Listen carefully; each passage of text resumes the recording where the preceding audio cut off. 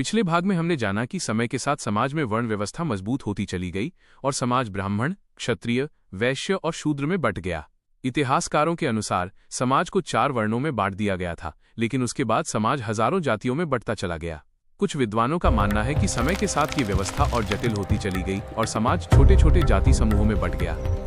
शोध में पाया गया कि बाद के समय में जाति व्यवस्था जन्म के आधार पर ज्यादा मजबूत हो गई थी। धीरे धीरे ये व्यवस्था जन्म के आधार पर होने लगी और यहीं से समाज में ऊंच नीच और भेदभाव बढ़ने लगा। कहा जाता है कि शूद्रों को शिक्षा से दूर रखा जाने लगा, उन्हें वेद पढ़ने की अनुमति नहीं थी और उन्हें समाज में सबसे नीचे माना जाने लगा। दूसरी ओर ब्राह्मणों को सबसे ऊंचा स्थान मिला, क्षत्रिय राजा और योद्धा बने, वैश्य व्यापार करने लगे। कुछ इतिहासकारों के अनुसार आर्यों के आने के बाद समाज में सामाजिक बदलाव शुरू हुए और धीरे धीरे समाज अलग अलग वर्गों में बढ़ता चला गया। हालांकि सभी इतिहासकार इस बात पर एकमत नहीं है, लेकिन कुछ विद्वानों का मानना है कि समय के साथ यह व्यवस्था भेदभाव में बदल गई। शोध में पाया गया कि जैसे जैसे समाज जटिल होता गया, वैसे वैसे ऊंच नीच का भेद भी बढ़ता गया, यानी समाज काम के आधार से हटकर जन्म के आधार पर चलने लगा। इतिहासकारों के अनुसार यहीं से समाज में असमानता बढ़ने लगी। समय बीतता गया और लगभग 2500 साल पहले भारत में एक बहुत बड़े महापुरुष का जन्म हुआ, गौतम बुद्ध।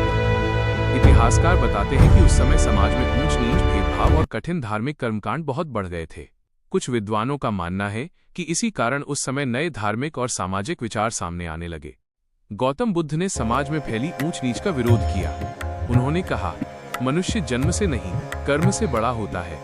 उन्होंने ये भी कहा कि सभी मनुष्य समान हैं और किसी के साथ भेदभाव नहीं होना चाहिए। कहा जाता है कि बुद्ध ने यज्ञ, पशु बलि और कठिन कर्मकांडों का भी विरोध किया, क्योंकि उस समय धर्म बहुत जटिल हो गया था और आम आदमी उसे समझ नहीं पाता था।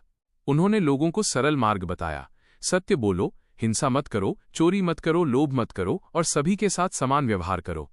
उनकी बातें लोगों को समझ आने लगीं और बहुत सारे लोग उनके अनुयायी बन गए। इतिहासकारों के अनुसार धीरे धीरे बौद्ध धर्म पूरे भारत में फैल गया और बाद में एशिया के कई देशों में भी फैल गया। कुछ विद्वानों का मानना है कि बौद्ध धर्म के फैलने का सबसे बड़ा कारण था समाज में बढ़ती असमानता और जटिल धर्म व्यवस्था।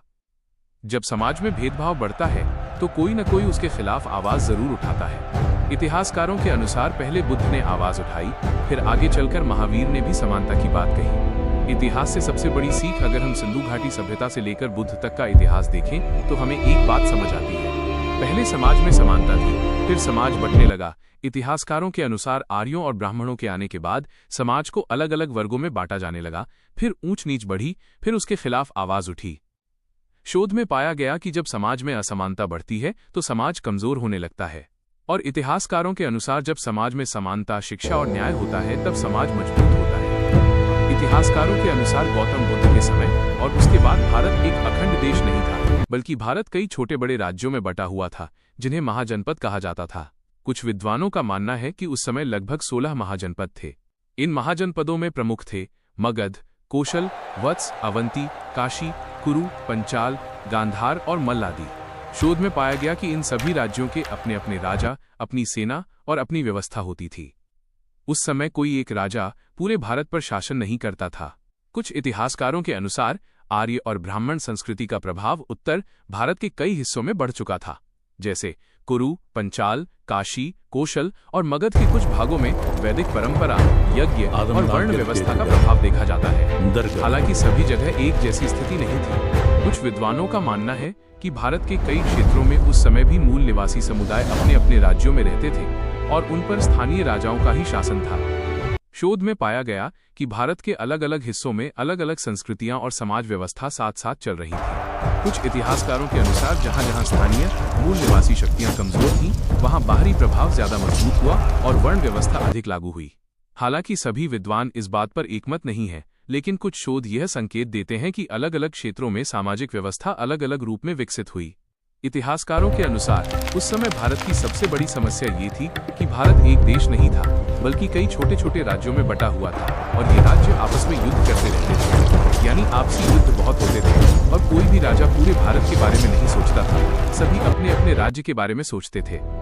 शोध में पाया गया कि मगध राज्य धीरे धीरे इसलिए शक्तिशाली बना क्योंकि उसने आसपास के छोटे छोटे राज्यों को जीतना शुरू कर दिया। इतिहासकारों के अनुसार पहले बिंबिसार, फिर अजातशत्रु जैसे राजाओं ने मगध को बहुत शक्तिशाली बना दिया। उनके बाद मगध में नंद वंश का शासन आया और इसी नंद वंश का सबसे प्रसिद्ध राजा था धनानंद। कुछ इतिहासकारों के अनुसार धनानंद बहुत शक्तिशाली और कठोर शासक माना जाता है। कहा जाता है कि उसके पास बहुत बड़ी सेना और बहुत अधिक धन संपत्ति थी, इसी कारण उसे धनानंद कहा जाता था। शोध में पाया गया कि नंद वंश के समय मगध उस समय का सबसे शक्तिशाली राज्य बन गया था। इतिहासकारों के अनुसार उस समय भारत के अलग अलग राज्यों में अलग अलग व्यवस्था थी। कुछ राज्यों में वैदिक परंपरा और ब्राह्मणों का प्रभाव ज्यादा था और कुछ राज्यों में स्थानीय राजाओं और स्थानीय समाज की ही सत्ता चलती थी।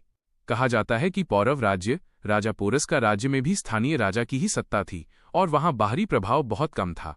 कुछ विद्वानों का मानना है कि उस समय भारत एक जैसा नहीं था, बल्कि हर राज्य की अपनी अलग व्यवस्था, अलग समाज और अलग शक्ति थी। शोध में पाया गया कि जहां जहां स्थानीय मूल निवासी शक्तियां मजबूत थीं, वहां बाहरी प्रभाव कम था, और जहां स्थानीय शक्तियां कमजोर थीं, वहां बाहरी प्रभाव और वर्ण व्यवस्था ज्यादा मजबूत हो गई थी, ऐसा कुछ इतिहासकार मानते हैं। इसी समय एक और बहुत बड़ी घटना होती है। जब भारत के अंदर छोटे छोटे राज्य आपस में लड़ रहे थे, उसी समय पश्चिम दिशा से एक बहुत बड़ा आक्रमणकारी भारत की ओर बढ़ रहा था, सिकंदर। शोध में पाया गया कि सिकंदर ने भारत आने से पहले एशिया के लगभग कई बड़े राज्यों को जीत लिया था। वो एक के बाद एक युद्ध करता हुआ भारत की सीमा तक पहुंचा। सिकंदर और उसकी सेना को आराम बहुत कम मिलता था, क्योंकि वे लोग एक युद्ध खत्म करते ही दूसरे युद्ध की तैयारी में लग जाते थे। जब सिकंदर भारत आया तो उसने उत्तर पश्चिम के कुछ छोटे राज्यों को हराकर अपने अधीन कर लिया। लेकिन जब वो आगे बढ़ा तो उसका सामना पौरव राज्य के राजा पोरस से हुआ। इतिहासकारों के अनुसार सिकंदर और पोरस के बीच बहुत भयंकर युद्ध हुआ। इस युद्ध में पोरस ने बहुत बहादुरी और देशभक्ति के साथ युद्ध किया। युद्ध बहुत कठिन था और सिकंदर को भी कड़ी टक्कर मिली। कहा जाता है कि अंत में सिकंदर ने युद्ध जीत लिया, लेकिन पोरस की बहादुरी और देशभक्ति से वो बहुत प्रभावित हुआ। जब पोरस को बंदी बनाकर सिकंदर के सामने लाया गया तो सिकंदर ने उससे पूछा, तुम्हारे साथ कैसा व्यवहार किया जाए? तब पोरस ने उत्तर दिया, जैसा एक राजा दूसरे राजा के साथ करता है। कहा जाता है कि ये बात सुनकर सिकंदर बहुत प्रभावित हुआ और उसने पोरस को फिर से उसका राज्य लौटा दिया। यानी पोरस हार कर भी जीत गया, क्योंकि उसने अपना सम्मान और अपना राज्य दोनों बचा लिया। लेकिन सिकंदर और उसकी सेना लगातार युद्ध करते करते थक चुके थे, क्योंकि वे लोग कई सालों से लगातार लड़ाइयां लड़ रहे थे और उन्हें अपने देश से निकले हुए भी बहुत समय हो चुका था। इसी दौरान सिकंदर को ये भी पता चला कि आगे मगध जैसा बहुत बड़ा और शक्तिशाली राज्य है, जहां धनानंद का शासन है और उसके पास बहुत विशाल सेना है। ये सुनकर सिकंदर ने आगे बढ़ने के बजाय वापस लौटने का निर्णय लिया।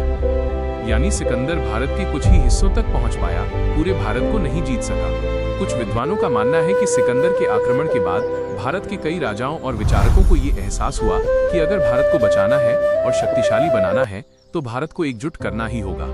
यानी जब जब भारत के लोगों, विशेषकर स्थानीय शक्तियों, मूल निवासियों ने ये सोचा कि हमें एक मजबूत भारत बनाना चाहिए, तब तक ये केवल एक सोच थी, कोई बड़ा संगठित साम्राज्य अभी तक नहीं बना था। लेकिन आगे चलकर यही सोच एक योजना बनती है और इसी योजना से आगे चलकर चाणक्य और चंद्रगुप्त मौर्य एक बहुत बड़ा साम्राज्य स्थापित करते हैं, जो आगे चलकर मौर्य साम्राज्य के नाम से प्रसिद्ध होता है। और फिर चंद्रगुप्त मौर्य के बाद बिंदुसार और उसके बाद सम्राट अशोक इस साम्राज्य को और भी विशाल और शक्तिशाली बनाते हैं। आगे की कहानी अगले भाग में चाणक्य, चंद्रगुप्त मौर्य और मौर्य साम्राज्य की स्थापना।